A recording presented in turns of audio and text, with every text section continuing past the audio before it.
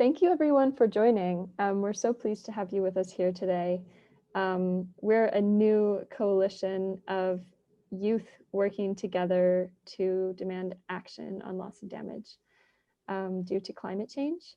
And we have some speakers with us who are going to share their experiences of loss and damage and of climate change in their communities. And then after that, we will talk a little bit about the open letter that we wrote to the COP26 presidency and talk a little bit about our new coalition. And then we'll go into some more discussion-oriented sessions over what we think should happen around loss and damage, or what are our experiences surrounding it. So to start, our first speaker is Jefferson, and he's going to share his experiences in the Philippines. Actually, and just before we get started with that, I wanted to just give a really quick definition of loss and damage, because I think maybe not everyone's familiar with it. Essentially, loss and damage, when we talk about it, it's kind of the most severe impacts of climate change. So the stuff that it's hard to adapt to. It's really kind of disasters that are getting more frequent and severe due to climate change. So with that definition, I'll pass it over to Jefferson, who's going to share his screen and his experience. All right. Hi, everyone. Am I audible? Yes. All right. So again, good morning, good afternoon, good evening to everyone. Tonight or this day, because here in the Philippines it's 6 p.m. So I'll share my screen and I'm going to share my story about how is the Philippines adapting and how we are treating these typhoons, especially at this moment that we are in the in the front of this crisis that we are facing. So let me share my screen.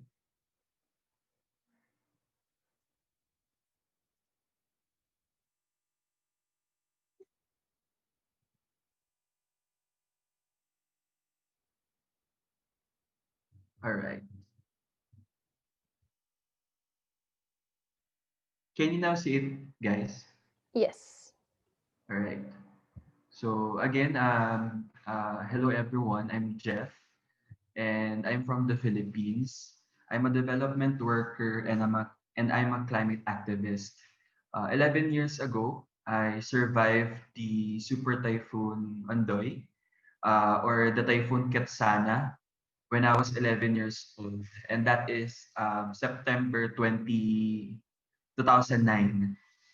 And ever since then, I have spent my extracurricular activities in school related to environment and youth empowerment. And as you can see in the picture, this is the city, or this is the capital city of the Philippines. And you can see the people are um, uh, trying to get out of the situation because of the increasing level of flood in the city when the typhoon hit our country. So before I continue, I would just like to say or to give a disclaimer for trigger warnings, because I will show photos that may not be good for you. But in 2013, another disaster came to us, and it was considered the strongest typhoon recorded in human history. The Typhoon Yolanda, or Typhoon Haiyan, that struck our country last November 8, 2013, which is 7 years ago, that kills almost 7,000 people. And as you can see in the picture, that is the damage that we have been through. in that specific disaster.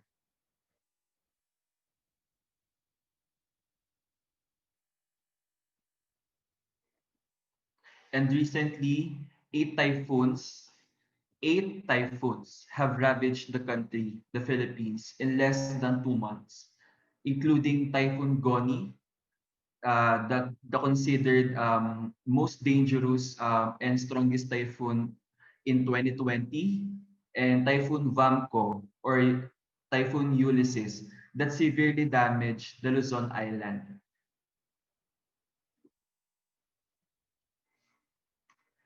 Typhoon Bamco or Typhoon Ulysses is the deadliest typhoon to hit the Philippines this year, claiming at least 67 lives and affecting around 1.7 million Filipinos and wipe out 10 billion pesos from agriculture sector.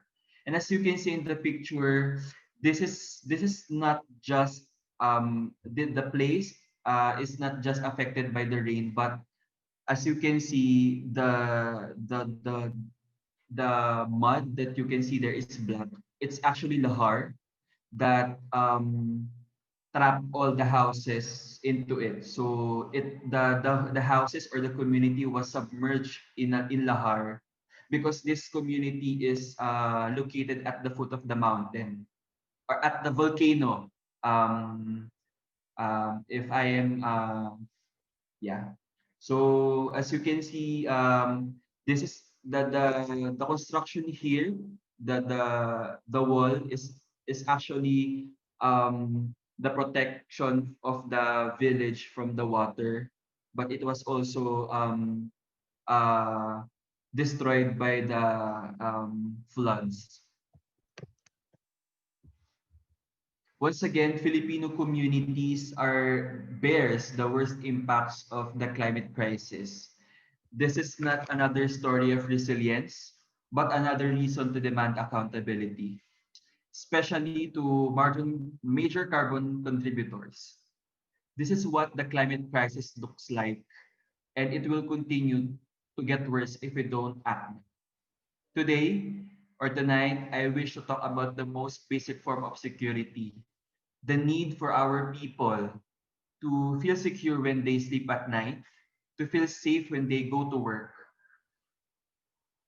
or even simply living their lives amidst stress of disaster brought by climate change. Such security emanates from having confidence and trust in our government and its systems. That when the next typhoon strikes, we will be having better preparedness to meet the challenges head on. There will always be typhoons, probably far worse than what we have experienced here in the Philippines or in the global south. And our people should feel confident that even in the worst situations, they would have fair chance of returning safely to their homes. They also need to feel secure that their loved ones would be safe in their homes, notwithstanding the rains. And if there should be flooding, governments and countries should be prepared to rescue them and offer decent temporary shelter worthy of human dignity. Last year, I co-founded Youth Strike for Climate Philippines, one of the pioneer youth-led climate movements in the country focused on humanizing climate action through activism and storytelling. It is fueled by the goal to empower young people to act against the climate crisis and demand climate justice.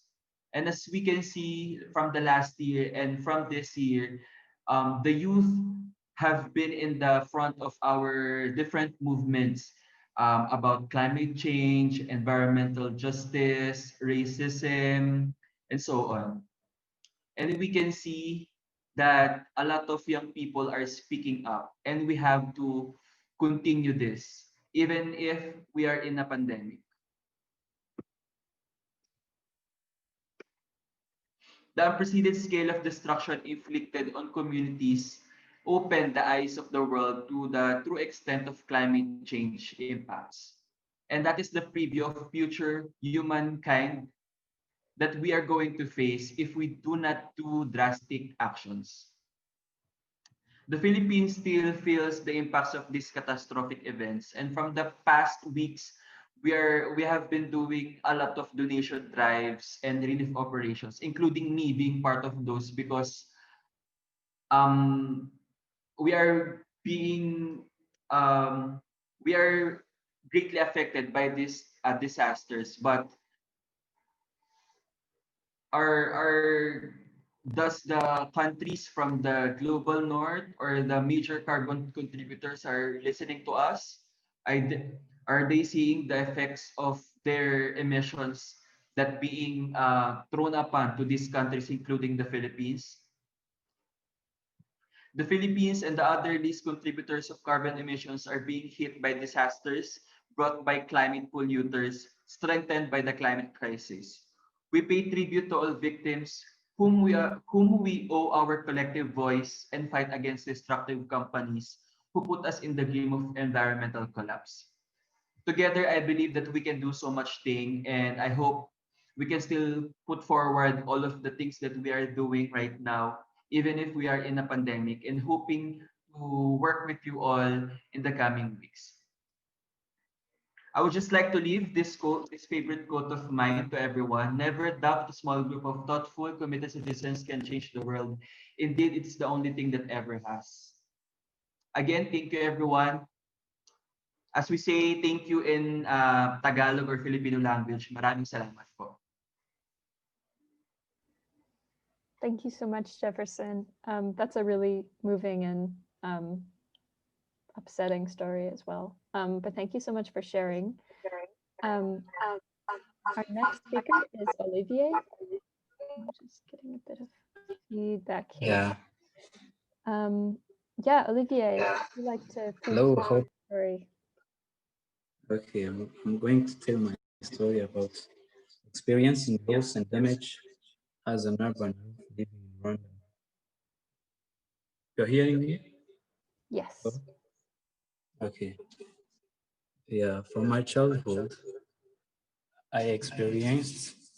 Uh, Hello. Hello, we can still hear you. Okay. Yeah, I experienced the change in season, like Oh, you've just muted yourself, Olivier. Okay, try again. hello. Hello. I was saying from my childhood, I experienced the changing season, like the increasing rainy season and the prolonged drought, but I didn't know what the cause. So, and my community was facing it, but they didn't know the cause. Uh, I, I understood that when I finished my university studies, I understand that all those are the impact of the climate change. Here in Rwanda, we experience heavy rainfall due to our topography, which is somehow mountainous. Like in the beginning of this year, on February, we experienced a heavy rainfall that caused many people to die. Like 15 people died due to that rainfall, and houses were destroyed, and also crops were destroyed, and all of these are the impact of the climate change.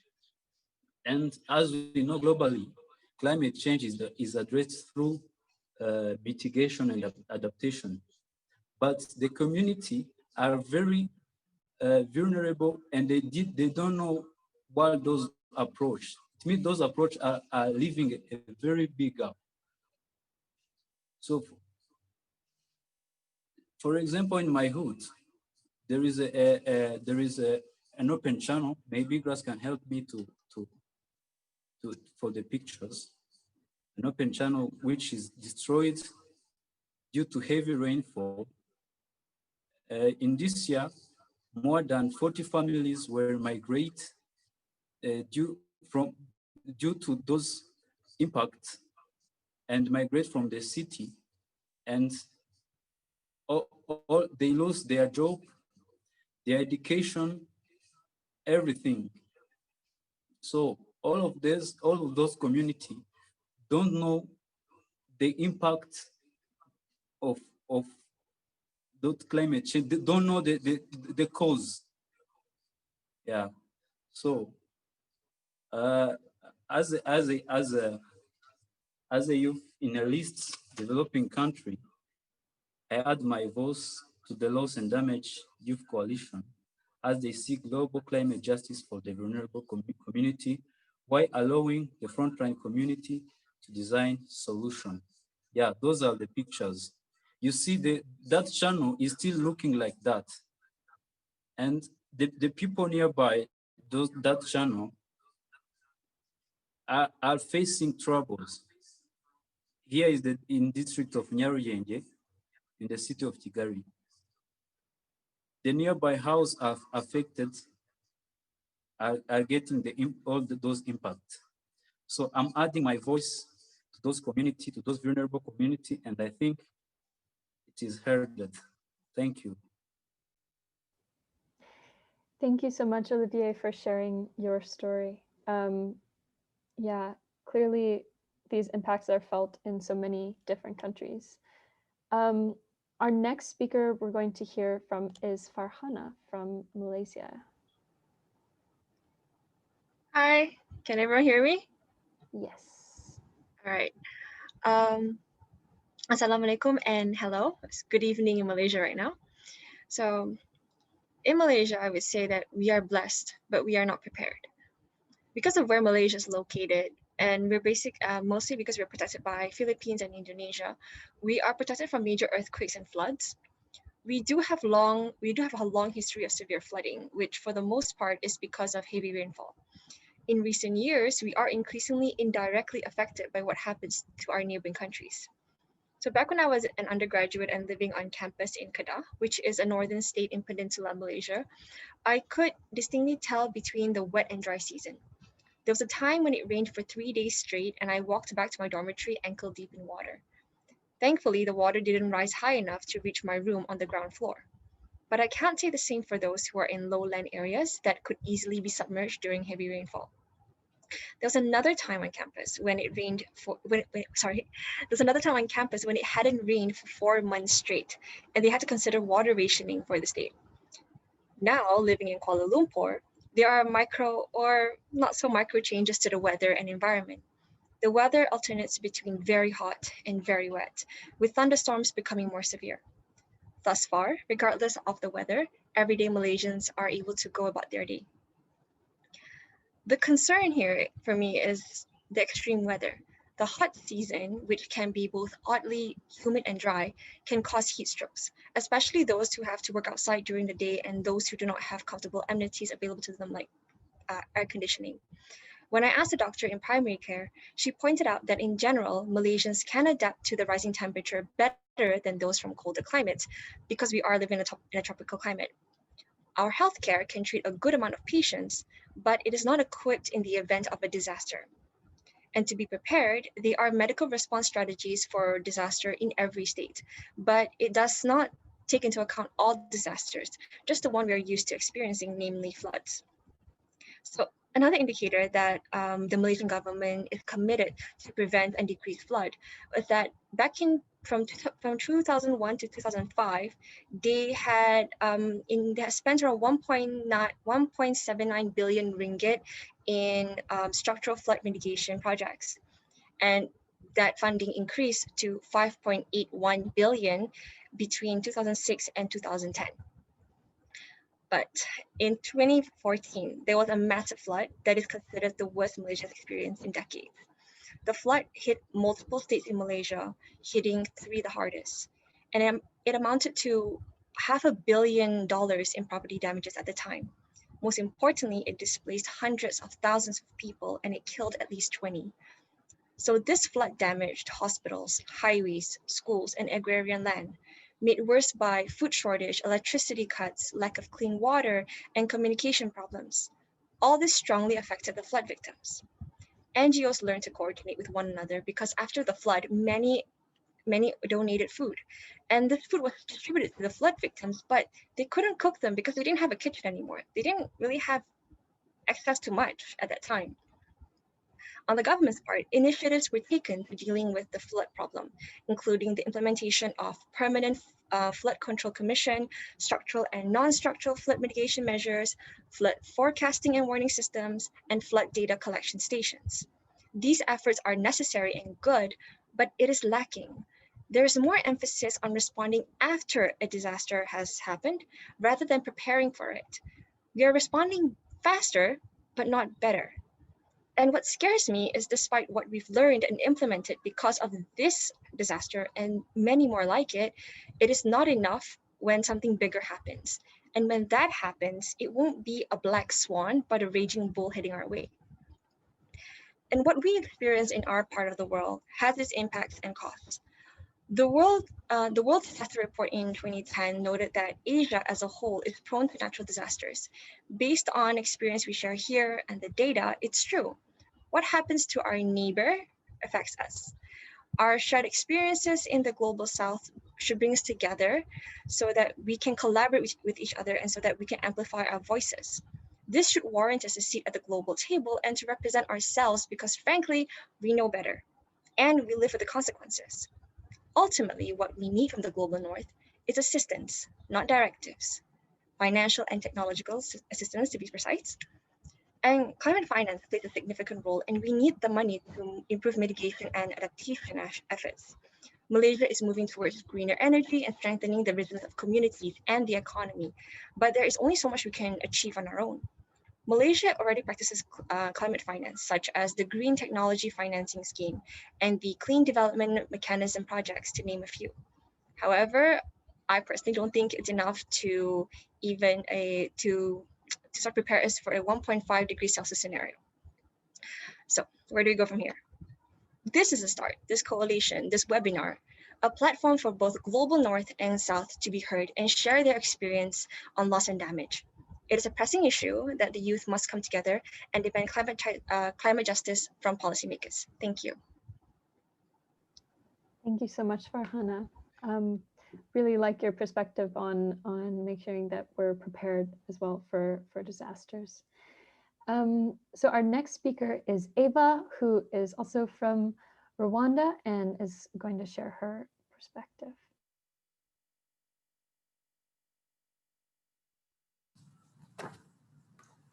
Good morning, everyone. My name is Eva Peace. I'm from Rwanda and I'm happy to join this discussion on youth demand action on loss and damage.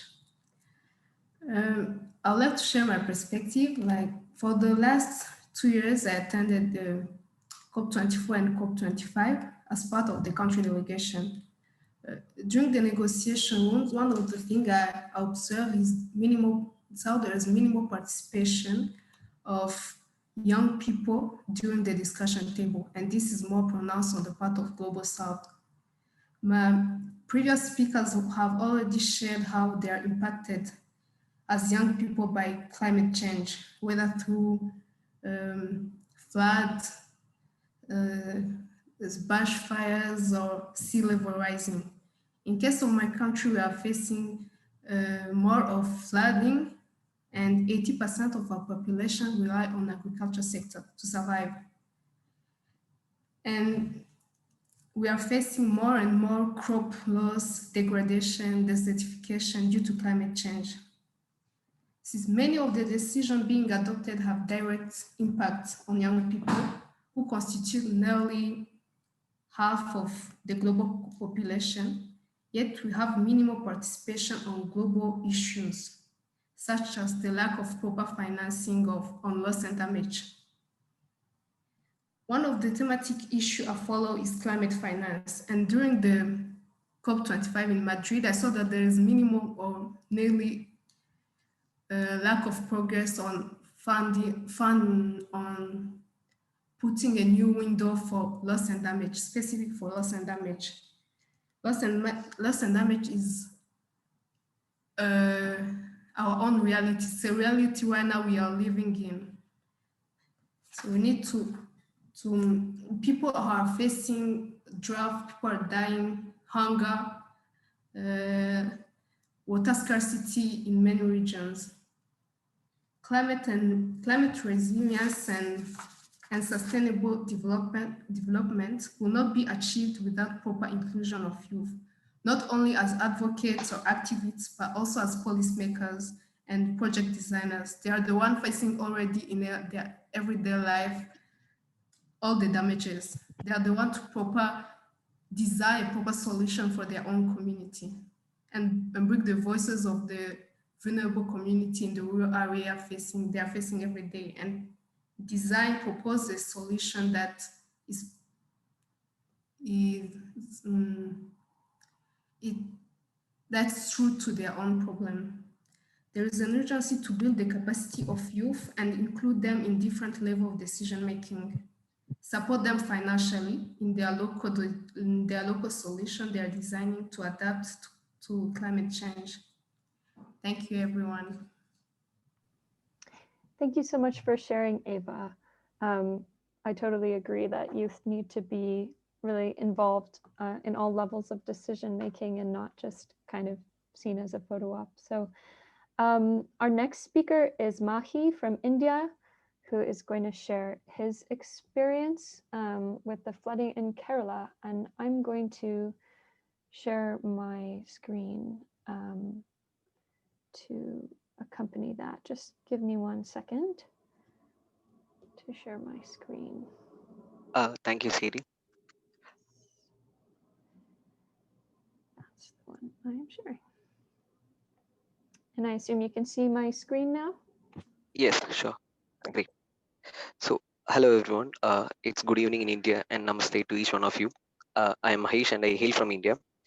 So, a bit about me. I fight against climate injustice and have been volunteering with a few organizations such as the Fridays for Future, Polluters Out, Loss and Damage Youth Coalition. The story I shall be sharing with you today is on the disastrous floods my hometown Kerala witnessed in the years 2018 and 19. Next slide.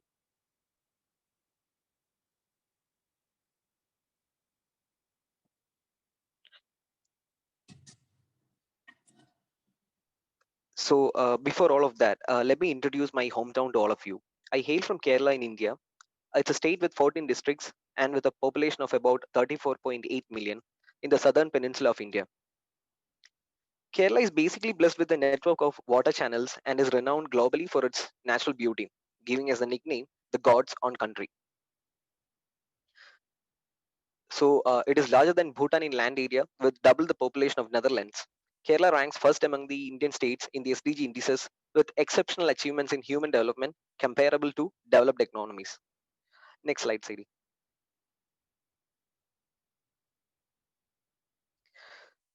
So this slide depicts and explains the topography and the amount of rainfall the region receives. We have tried portraying the monsoons here as well. Kerala is a state on the southern west coast of India. The topography is more or less crisscrossed with a network of brackish canals, lakes, rivers, and estuaries. The state has an average rainfall of annual precipitation of about 3,000 millimeter. And as you can see, the picture below depicts the rainfall starting from Jan to the end of the year and how we receive it.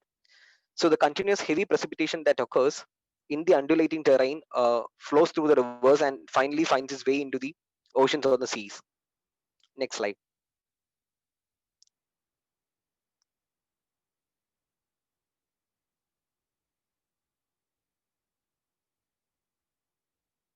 So before I start, my story, I live next to a river in a hometown. For me and most of us, the rains and memories of June 2018 are still a trauma. The Kerala experienced an abnormal high rainfall from 1st of June 2018 to 19th August 2018. As per the Indian Meteorological Department data, Kerala received at least 2.4 millimeter of rainfall from 1st of June to 19th of August, and this was more or less 42% above the usual normal. The water levels in several reservoirs were almost near the full reservoir level due to the continuous rainfalls. And this continued till 19th of August, and this resulted in disastrous flooding of at least 13 out of the 14 total states. Due to the heavy rainfall, the first onset of the flooding occurred towards the end of July. A severe spell of rainfall was experienced at several places on 8th and 9th of August 2018. So as you can see, this is just a span of 15 to 17 days that is in discussion. The interesting fact here is that just 6 hours of rainfall can be enough to overwhelm the earth. In built up areas, this can mean sewers overflow and the streets gush like rivers, ferrying in debris, and in extreme cases, the water is so powerful that it can run away and lift and carry away the cars as well. Ordinarily, the flooding of rivers is a very gradual process as it takes time for enough rainfall to percolate through the ground and cause the water level to rise sufficiently. But then, in case of a flash flooding, however, there is no such warning. Next slide, Sadie. The following slides depict the painful recollections of loss and damages from the 2018 floods. It's a trigger warning. So most of these frames were captured by Shivram for Reuters. So the first picture shows a man rescuing a drowning man, and as you can see, the water level it's at least 25 feet on a main road, and this is on the outskirts of Kochi. Next slide. It's an aerial view of a partially submerged house. As you can see, it is more or less a two-story, three-storied house, and the water is almost at the brim of the second story. So it's easily 25 feet for the flood. Next slide.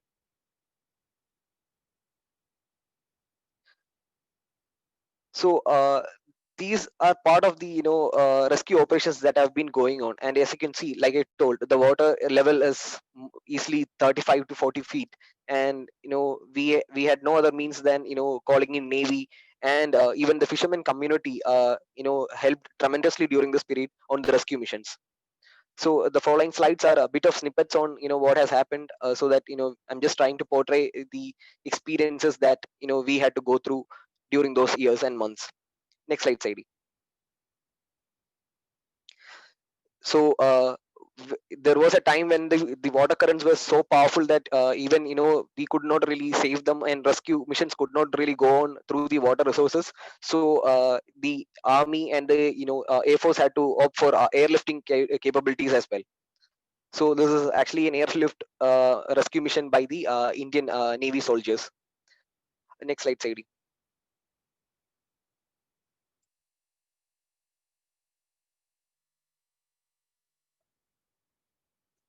During the one of the rescue missions, this is actually taken as in as the number of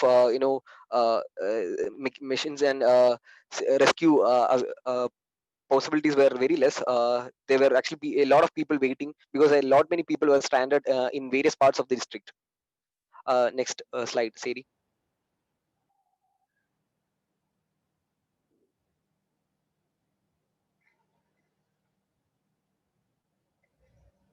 These are big as trucks, and they are actually submerged due to the flood waters at a parking bay. And this happened when three of the major dams in Kerala, that they are Idamalayar, Cherthoni, and Mullaperiyar. Following the heavy rains, their shutters were completely opened because the reservoirs were reaching their full reservoir capability. Next slide, Sadie. This picture shows rescue missions, and as you can see the flow of water here, and this is a flooded road after the opening of dam shutters, and you can the current and the force of the water are well depicted in here as well. Next slide, CD.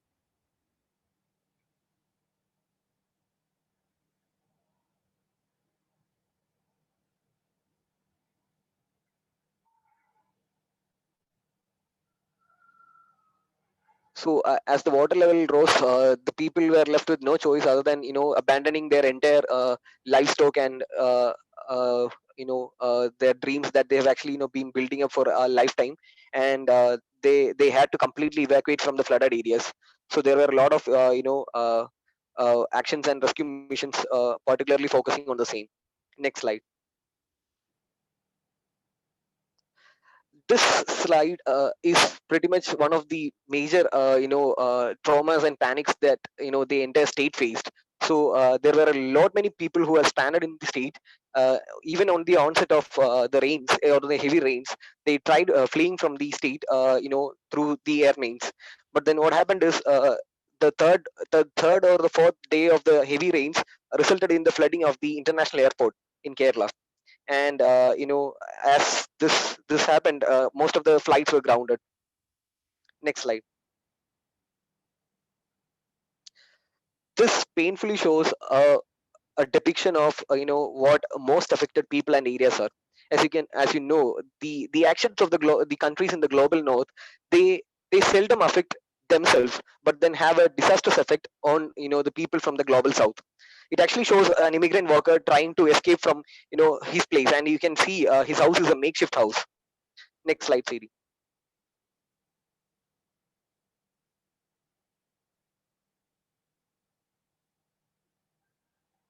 This is another picture from the rescue missions, and it's a two-story house, and you can see the amount of water flooding in, and half of the house is already submerged with the water. Next slide.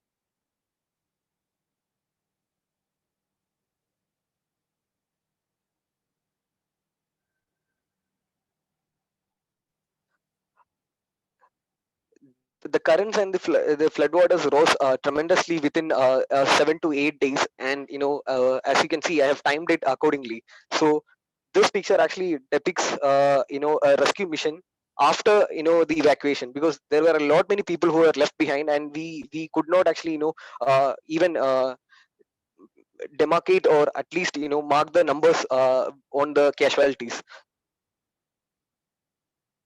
Next slide, Sadie. This is this is an aerial shot that depicts there is a complex, on the opposite side of the the crowd, there's actually a complex, right? You can actually see a roof. So that roof is at least 70 feet, and the river nearby flooded onto the ground and the banks, and it filled up these to this level. Next slide, CD.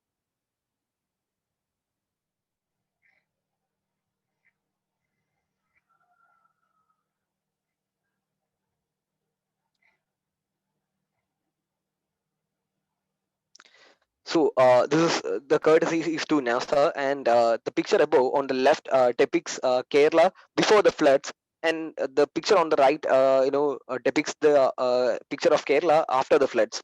So the images are actually in false color, which makes the floodwater, appear very darkish blue, and the vegetations are actually depicted as bright green. So out of the 14 states, 13 states were embellished by this, and they were submerged by the water, and this is a satellite picture that shows the same. Next slide, Saidi. This is another aerial view from the flooded areas in the southern state. So as you can see, there is like the issues that are there. This is another aerial view. So so there is no limit to the casualties and the loss and damage that is caused by the floods of 2018. Next slide, CD.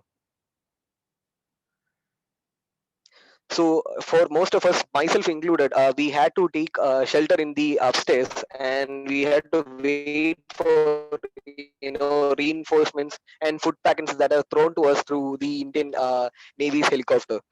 So when I think back, when I actually explain this, it seems like everything happened yesterday. I still remember waiting on the roof, waiting for the Navy's food packets. So loss and damage, the aftermath. Next slide, CD. So as I hail from one of the most affected areas, I am one among the first-hand victims of the unscrupulous and baseless actions of most of the developed nations. Yes, most often the countries who contribute a great deal to the climate change seldom bear the fruit of their own actions. When you talk about the aftermath of loss and damage, more than 1 million people have been displaced and are recovering in relief camps after 80 dams were overrun by torrential rainfalls. The floods caused a loss of property of almost 2.6 million USD. Due to the flooding, major crop systems in the state have been negatively impacted. Rice paddy was one of the worst hit, with at least 26,000 hectares of farmland damaged.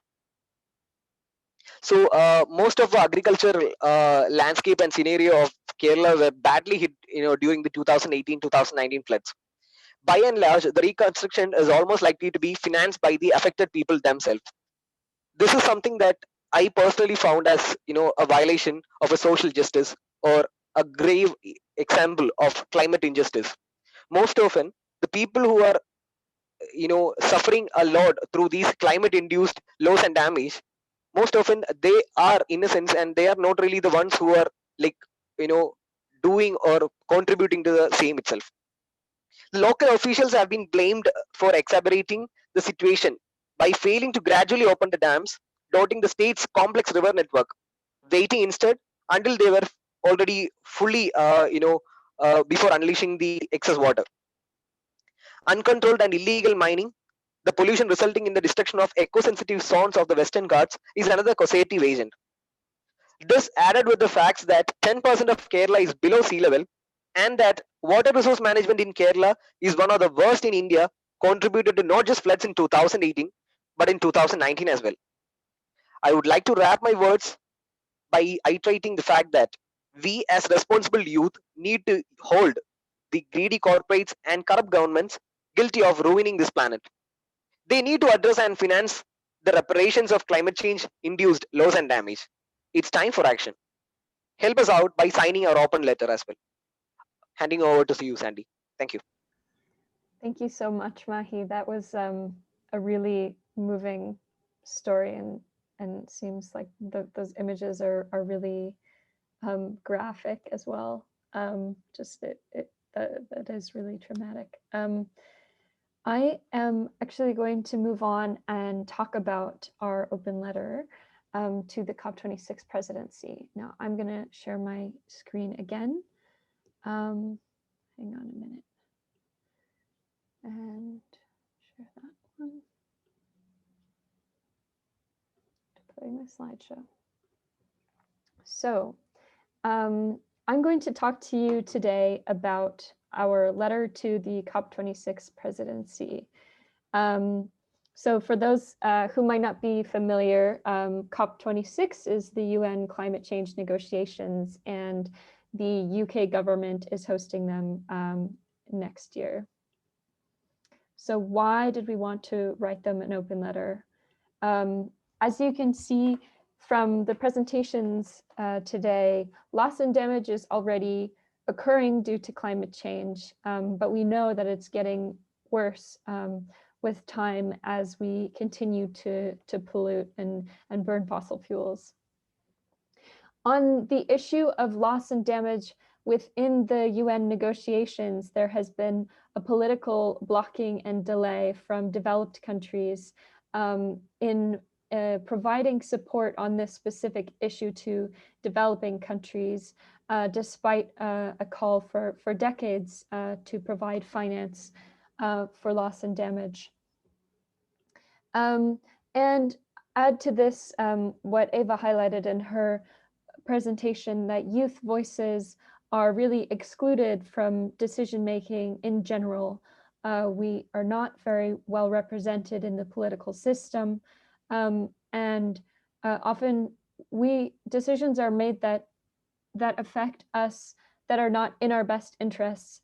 The simplest example being the delay or denial of climate change plans while we while we are going to be dealing with the impacts of it, but also just showing, the election of leaders that really don't represent what you would have voted for. And it's frustrating for many of us to have this experience of being in the climate space, and we know it needs to happen, but we know that there's this like political interest that goes against what's best for our generation and what's best for the health of the planet. So we really want to try and create a platform where youth voices are meaningfully included in decision making. And I think there's also this aspect of intergenerational justice where youth are the ones who are the representatives of future generations, who are the closest to future generations, and who, if when we have kids, are going to be bringing children into a world that is less safe than it was for us or for our parents.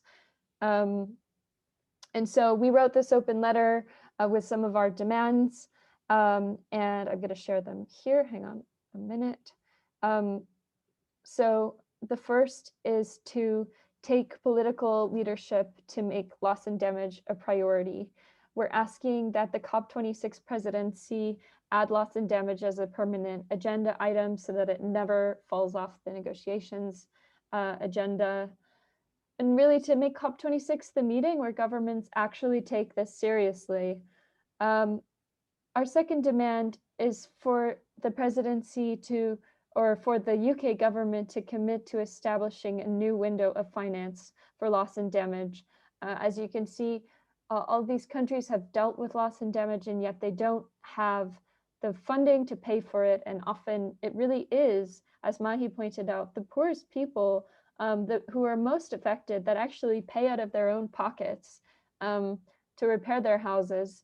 They might not know that climate change is causing this, but it certainly is very real in their lives. So we're asking the UK government to fund that window and to consider pledging public money as well as innovative sources of finance, such as a tax on fossil fuel extraction or a frequent flyer levy.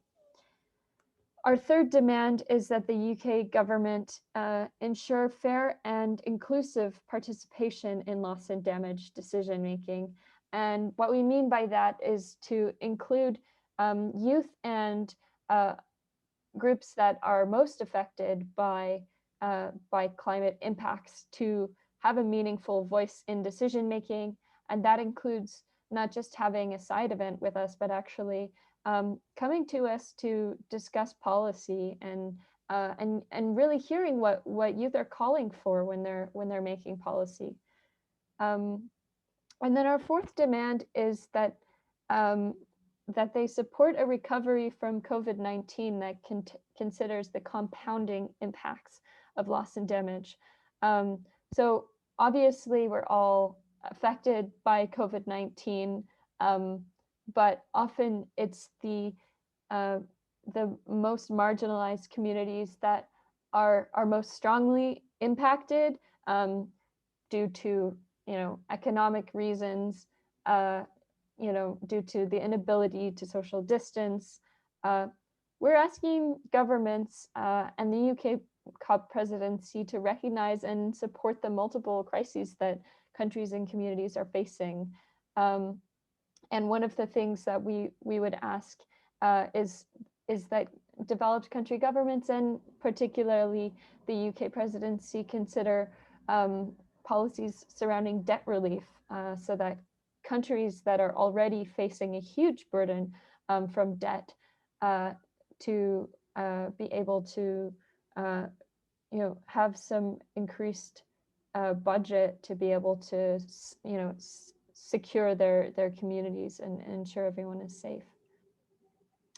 So we have circulated our open letter with a bunch of different people. We have 80 youth activists who've signed the letter, 27 organizations, all continents are represented, so except Antarctica. And we have a strong Global South voice that is represented. And I really think that's because young people from the Global South really understand the reality of loss and damage. And they understand that it's happening now and that it's also like a really existential threat to a lot of communities. So we have sent off our letter to Prime Minister Boris Johnson, to Alok Sharma, who's the COP president, and to Anne-Marie Trevelyan, who is the International Champion on Adaptation and Resilience. We requested a meeting with these representatives and we sent out a press release. In terms of next steps on our open letter, we'd really appreciate if you could share our open letter in your networks, and you can find a copy of it on our website, and also our press release if you have any press contacts. And finally, you can follow us on Twitter at Loss Damage Youth. if you are part of a youth organization or you are a young person yourself, you are still welcome to sign on, and we will be adding the names as we get them. So yeah, that is the end of my slideshow. Thank you so much for listening, and I am going to pass the mic over to my colleague Ineza, and actually I'm also sharing her presentation, which is about our new Loss and Damage Youth Coalition. Ineza, oh, I gotta share my screen first, don't I? Haha. Right, there we are. Okay. Hey. Thank you, everyone. I'm sorry. I'm going to use a video off because in the place where I am, the connection is a little bit tricky. So I hope that it's okay. All good. Okay. So thank you for your patience, and thank you for your participation. First of all, I would like to thank really much institution that give us a platform to share our voice on this international event, which is the London Climate Week. I think it's a kind of setting a good example so that we, the youth, can have a place to share our voice. And I welcome you all to the presentation about the LDYC. So as you can see, the acronym is literally mean the Loss and Damage Youth Coalition. As because we are a coalition of the global youth and the global youth from the north and the south, seeking to address loss and damage induced by climate change, but with actual action be taken on the ground within our community. Next slide, please.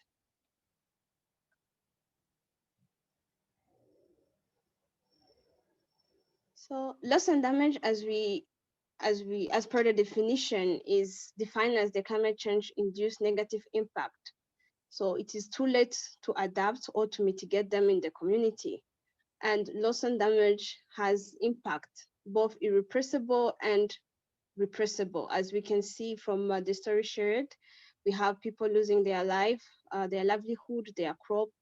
We damage infrastructure in properties, and the climate change negotiation didn't ignore the importance of the loss and damage in the negotiation.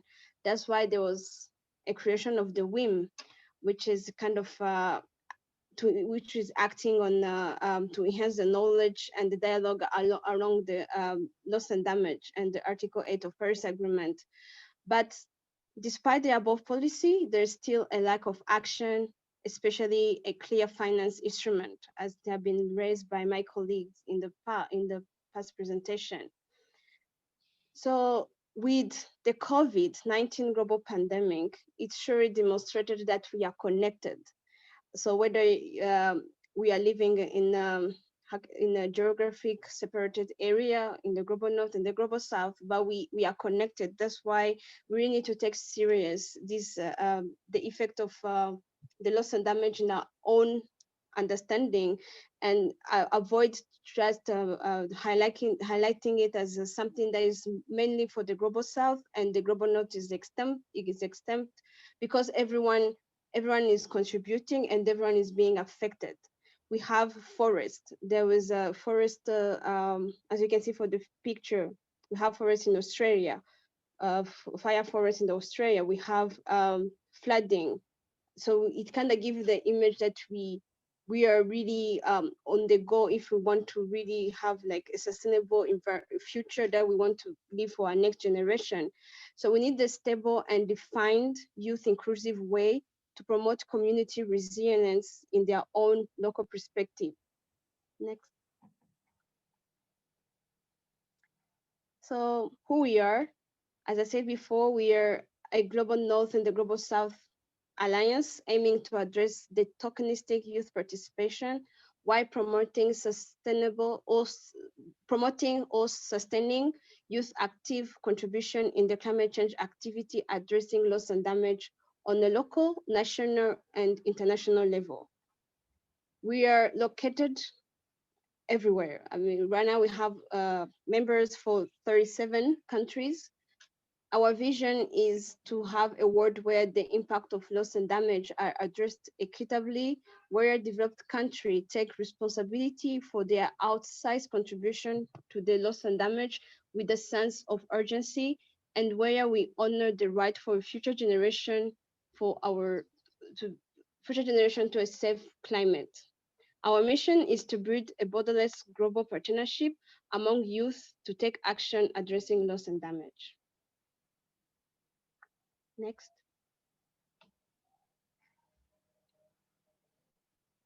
So today mark the day we are on the start because we have the soft launch of our coalition.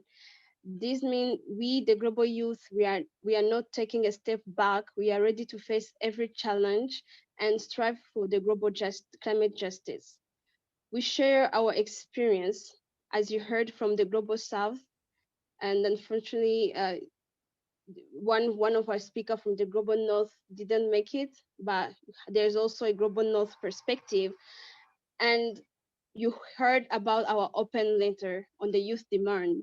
So this is not all we want to do, and that's not all we can do. There's much more we want to do. We want to conduct, first of all, training aiming to strengthen the youth capacity to understand and participate in the climate negotiation, to write and cover community voice in form of blogs, video, and also to design bankable project on their community level. Why do you want to do it? Because we want to be one-stop youth voice, exposing the community vulnerability to the climate change induced by loss and uh, by the climate change. Like we did today, we are a room for the youth to share their concern and experience. We want to share the community voice through the frontline youth. And the third but not least, we want to serve as a solution for the youth design project.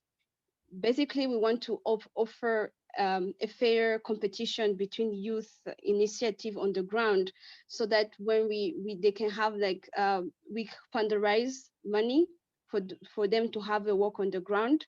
So we'll be working with institution in order to have a fair competition in youth design community-based project. Next. So one of the good questions is like, how can you contribute? So there's a contribution you can contribute in kind. We are looking on the way to support our story that we are designing as the global youth, and you can support our training program. You can be a mentor. You can give access to the expert within, give us training material. You can give us an office space within your institution so that we can learn with you along the way. You can connect us with the youth or donor with whom you think we can work together. And most importantly, you can take it as a sense of urgentness, because you can join on a personal level or institution level. And especially we welcome all the youth to be the member of our coalition, so that we can push forward for more action. In terms of funding, we are seeking for a seed funding for our coalition to get started, to have action on the ground. And we are looking to funding for the Global South delegation at the COP26. And we want also to looking for fund for coordination in order to build a sustainable momentum. Next. Thank you so much for your attention, and please let's stay in touch and let's drive action for global climate justice.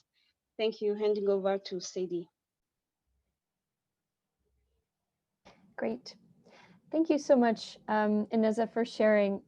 Yeah, I'm feeling really excited and grateful that everyone has joined us today, and to also see kind of what happens with our organization, with our new movement, and yeah, what will be happening for us. So I I wanted to move on kind of to the more discussion-oriented part of our conversation today. First, I wanted to pass the floor to Salim, who mentioned that he has some comments, and then we'll open up the floor. Thank you very much, Sadie, and congratulations on this tremendous launch today. My name is Salim ul Haq. Please call me Salim. I am the director of the International Center for Climate Change and Development at the Independent University, Bangladesh, here in Dhaka, Bangladesh, where I'm speaking from.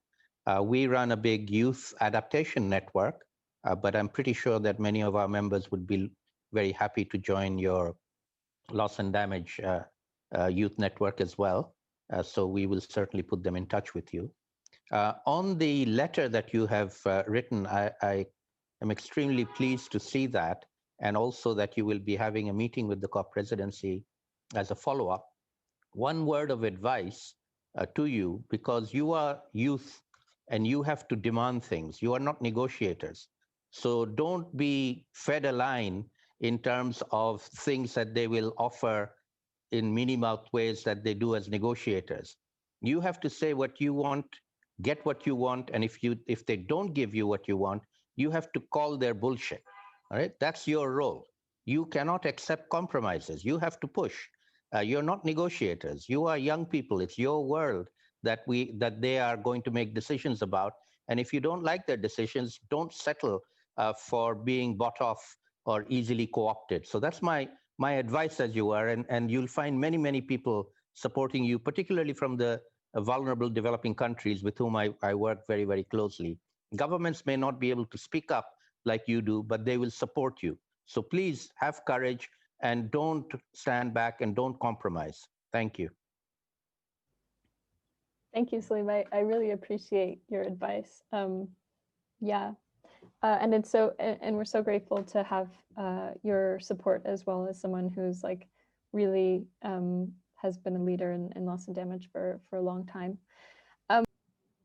What I wanted to do was to send us into breakout groups briefly, and the idea would be if people can share a little bit about how their countries are affected by loss and damage, or how their communities are affected by loss and damage, and what they think should be done by governments, and what they think are some of the approaches that they'd like to see in their communities. So if people don't mind, I'm going to send us to breakout groups really quickly, and people can share their stories, and we'll come back and do a quick share back before we wrap up. Erin, do you want to share what you were discussing in your group? Yeah, sure. Thanks a lot, Sadie. So we had colleagues from Kenya, Dennis from Kenya, Hyacinth, who's from Rwanda, but currently based in Ethiopia, Olivier from Rwanda, and Angelica from Sweden, but based in the UK. We talked about quite a few different things. We talked about flooding in Rwanda as well as Kenya, which has huge implications for agriculture. There's also drought in Kenya as well as Rwanda. And in Ethiopia, we didn't talk so much about the impacts in Ethiopia, but drought is a big issue there. Angelica talked about the snowpack in Sweden, which has implications for the aquifers and the availability of water. I talked about Canada, where I'm from originally, and how the snowfall is so much less now than when I was a kid, which has implications for water availability, drought in the summer, as well as forest fires. Where I'm from in British Columbia, there's a lot more forest fires than when I was a kid. Thanks a lot, Sadie. Mm-hmm. Thank you for sharing back. Erin, could we maybe also hear, Karen, were you in a different group? Me? That's you. Hi. Yes, we were in a different group. We had Eva from Rwanda. We had Romy from the UK. And please jump in Anna. And we discussed about the impact of tropical storms increasingly in Central America and Latin America, never experienced before, with no time to adapt at all. We mentioned the experience in some wetland restoration projects where all the plants that were used for adaptation purposes were entirely destroyed. So that was a clear example of loss and damage with no time at all to restore, to adapt. And also supported words. We shared some enthusiastic energy around the first time that, well, we are in this space together with different generations. We had Romy in different generations and discuss about the justice implications of this, and that this is a justice demand. It is, as Salim said, is not a negotiation. These are just demands that are rooted in the right to live, not only in this generation, but also for future generations. So very laudable efforts, and very happy to be here and to join this call. Congratulations. Your leadership is very inspiring. Thank you. Thank you so much, everyone. I think that we should wrap it up here as we're coming up on the half hour.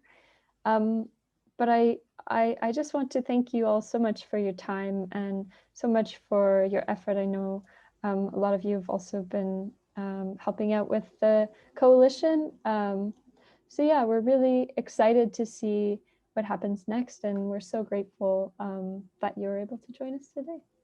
So thank you, everybody.